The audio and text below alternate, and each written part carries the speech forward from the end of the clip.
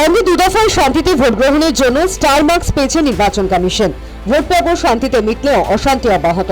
দক্ষিণ চব্বিশ পরগনার ভাঙড়ের কৃষ্ণমাটি এলাকায় তৃণমূল আইএসএফ সংঘর্ষে উত্তেজনা ছড়ালো। বোমাবাজির ঘটনাও ঘটে। ভাঙচুর করা হয় একটি মোটর বাইক। পরিস্থিতি নিয়ন্ত্রণে আনতে ঘটনাস্থলে যায় বিজয়গঞ্জ থানার পুলিশ। ঘটনায় জড়িত সন্দেহে দুপক্ষের বেশ কয়েকজনকে আটক করা হয়েছে। এখানেই শেষ নয়, অশান্তির ঘটনা ঘটে নলমুড়ি এলাকাতেও। মহিবুল মোল্লা নামে এক তৃণমূল কর্মীর দোকানে অগ্নিসংযোগের ঘটনা ঘটে।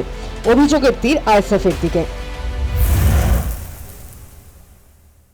কালকে রাত 7টার দিকে ঘটপুকুর আরাবুল যে অফিসটা করেছে ওখান থেকে ওরা এক্সিট পোল থেকে ওরা মিষ্টি খেয়ে ওখান থেকে আরাবুল বার্তা দিয়েছে যে যারা তৃণমূলের হারমাদরা আছে তাদের দোকান বাড়ি ঘরদোর লুট করো। আইএসএফের যারা কর্মী নেতারা আছে বুথে বুথে ললমুড়ি রাহুলের নেতৃত্বে আমার দোকানের উপরে হামলা করে চতুর্দিকে আগুন মানে পেট্রোল লাগিয়ে দিয়ে আগুন ধরিয়ে দেয়।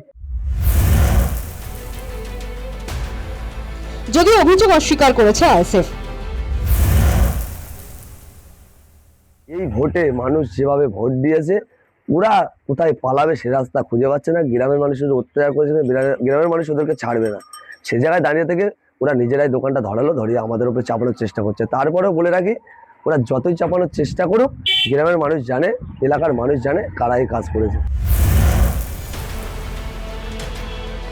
ভোট পরবর্তী অশান্তির ঘটনা ঘটেছে উত্তর চব্বিশ পরগনার হিঙ্গলগঞ্জে। দুলতলি গ্রাম পঞ্চায়েত এলাকায় তৃণমূল বিজেপির সংঘর্ষে উত্তেজনা ছড়ায়। ঘটনায় উভয় পক্ষের দুজন জখম হন। মেরেছে চিত্ত, তপন আর চিত্ত দুজনেই মেরেছে। আর স্পোর্টে যারা ছিল স্বপন ওরা ভুলিয়ে দিয়েছে, ওরা বলেছে মার মার মার। ওরা হচ্ছে টিএমসি পার্টি করে, আমরা বিজেপি পার্টি করি বলে আমাদের মেরেছে। দুই চব্বিশ পরগনায় অশান্তিপ্রবণ এলাকায় চলছে পুলিশি টহল। আগামী 4 মে ভোট গণনা। অশান্তি আরো বাড়তে পারে বলে আশঙ্কা প্রকাশ করছে ওয়াকিবহল মহল। আর অশান্তি করা হাতে মোকাবিলা করাই নির্বাচন কমিশনের কাছে বড় চ্যালেঞ্জ। News time.